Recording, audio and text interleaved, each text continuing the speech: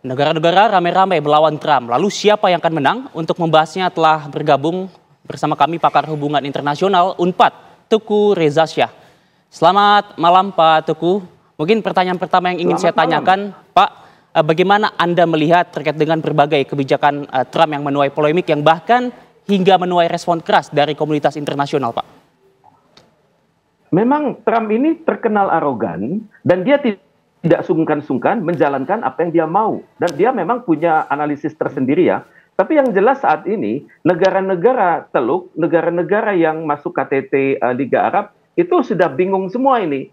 Karena Mesir misalnya ya, yang berbatasan langsung dengan kalangan Palestina, itu melihat bahwa sangat sulit memang menolak dan juga sangat sulit menerima penduduk Palestina yang akan diusir ke Mesir dan Yordania. Karena ini akan menyebabkan inflasi besar-besaran di dalam negeri Mesir dan juga akan menyebabkan destabilisasi dalam negeri Mesir.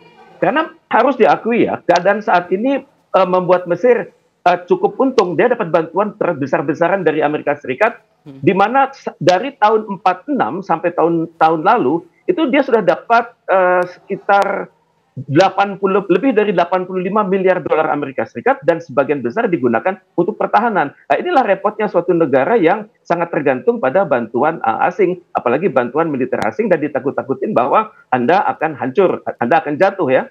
Kemudian juga pada tahun lalu Mesir tetap mendapat 1,5 miliar dolar itu di sektor pertahanan. Cuman masalahnya kalau Presiden Mesir ini terlihat lunak, maka akan terjadi destabilisasi. Karena generasi muda Mesir itu terbentuk sehari-harinya dengan melihat penderitaan masyarakat Palestina. Jadi sampai nanti ada keputusan yang benar-benar sahih dari KTT Liga Arab, Mesir masih bersikap lunak.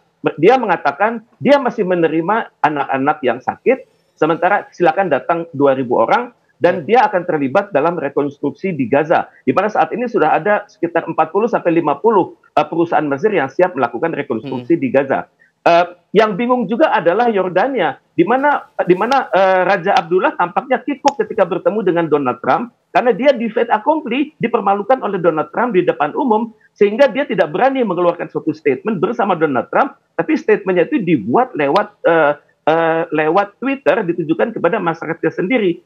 Jadi yang terjadi saat ini adalah Mesir dan Yordan itu agak ngeri-ngeri sedap gitu. Karena selama ini mereka sudah menikmati bantuan dari Amerika Serikat sekitar 2 miliar dolar per tahun. Jadi ini yang membingungkan Mesir dan Yordan. Jadi ini dapat dimengerti kalau Mesir dan Yordan bersama Saudi Arabia dan Uni Arab Emirat akan melakukan KTT awal di Riyadh tanggal 20 mendatang.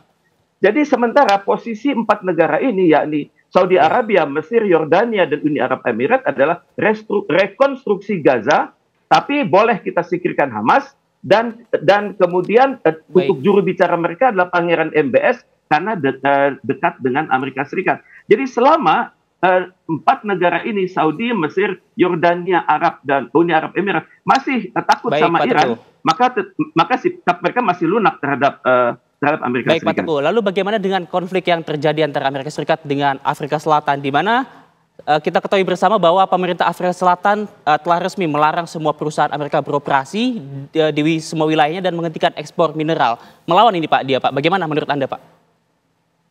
Ini luar biasa ya, tidak banyak negara di dunia yang berani head to head dengan Amerika Serikat. Cina aja tidak seberani itu, Rusia tidak seberani itu. Saya patut duga ada konsesi yang terjadi saat ini antara Afrika Selatan dengan Rusia dan juga dengan Cina. Karena bagaimanapun ini merupakan pukulan yang sangat berat bagi industri Amerika Serikat. Dan juga Afrika Selatan itu bukan bangsa yang main-main. Mereka memerdekakan diri dari apartheid, dan saya perhatikan generasi muda Afrika Selatan itu adalah tipe-tipe yang berani mengatakan tidak begitu. Jadi saya pikir Amerika Serikat sementara masih belum punya keputusan akhir apa yang akan dihadapi dengan kebijakan dari Afrika Selatan ini, karena tidak mustahil kebijakan ini akan diikuti oleh negara-negara lain. Kalau Trump tidak menahan diri, perang dagang akan semakin ketat. Bukan hanya perang dagang Amerika Serikat melawan Cina, tapi perang dagang Amerika Serikat dengan negara-negara di Afrika bagian selatan.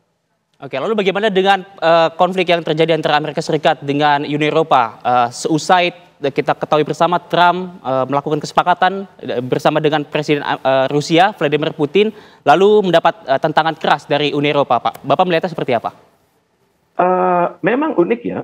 Uni Eropa memang sudah membuat statement, tapi statement itu dibuat setelah rapat mereka selama 36 jam.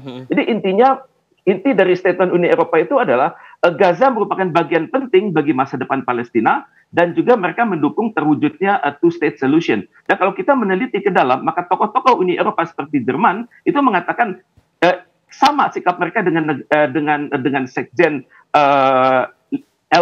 sekjen dari Arab League yakni Mr. Ahmed Abul Gheit yang mengatakan ide Trump itu tidak bisa diterima, ini akan menciptakan destabilisasi seluruh kawasan Timur Tengah. Jadi tampaknya Uni Eropa itu mengerti dampak dari kalau mereka berbuat tidak tepat pada saat ini. Misalnya, Menteri Luar Negeri Jerman itu mengatakan apa yang dilakukan oleh Amerika Serikat itu tidak bisa diterima, bertentangan dengan hukum internasional. Kemudian itu mereka juga mengatakan bahwa bagusnya sekarang kita memikirkan two-state solution. Pada saat yang sama juga Spanyol berpikiran sama. Manlunya mengatakan perilaku Trump ini tidak bisa diterima oleh hukum internasional. Dan tegasnya Spanyol itu mengatakan Gaza adalah milik masyarakat Palestina di Gaza dan penduduk Gaza harus tetap berada di sana. Juga Irlandia mengatakan apa yang dilakukan oleh Amerika Serikat itu bertentangan dengan resolusi di United Nations Security Council. Jadi ada kedekatan moral ini antara negara-negara di Liga Arab dengan negara-negara di Uni Eropa. Kalau di Liga Arab semangatnya saat ini adalah wilayah itu milik Palestina, dijual oleh Israel, dibeli oleh Amerika Serikat dan kelak akan dibayar oleh negara-negara Arab nantinya. Jadi saat ini reputasi Amerika Serikat sedang benar-benar rontok di Timur Tengah. Oke, baik. Terima kasih Pak Teguh atas pemaparannya. Terima kasih Pak sudah meluangkan waktu untuk TV One. Selamat kembali beraktivitas, Pak Teguh.